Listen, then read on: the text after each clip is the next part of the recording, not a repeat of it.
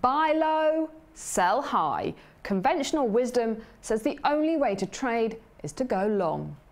But short selling, going short or shorting, is a way to trade if you think a market will fall. The aim, sell high and buy low. But how can you sell something you don't actually own? Well, let's take Rio Tinto.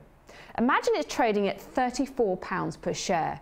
You think the price will drop, so you short sell 100 shares at a value of £3,400. To do this, you effectively borrow them from your broker.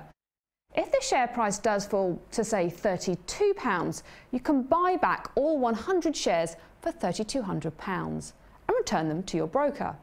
The difference? £200, your profit, less any fees or commission. But if the price had risen to £36, for example, buying back your shares would cost you £3,600, and that would mean a loss of £200 plus costs.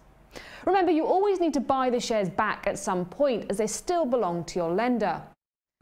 Trading derivatives like CFDs makes the process of short selling as straightforward as possible. You never own the underlying asset anyway, so short selling is no more complicated than going long. So why do traders short sell? The obvious reason: you can trade a market when it's going down, so bad news and price dips can become opportunities. Another, hedging, where you open a position that can counter adverse moves in your portfolio, offsetting your risk. For example, if you have long positions on several Nikkei 225 companies, you could use a CFD to short sell the Nikkei index as a whole, which could reduce the impact on your bottom line if your Japanese shares start dropping in value. So, short selling has its advantages, but there are potential downsides too. Unlike going long, there's no limit on how much you stand to lose. If you buy an asset thinking it will increase in price, the absolute worst case is it drops to zero. But when you go short, the price could rise indefinitely. This makes it important to use stops to limit your losses.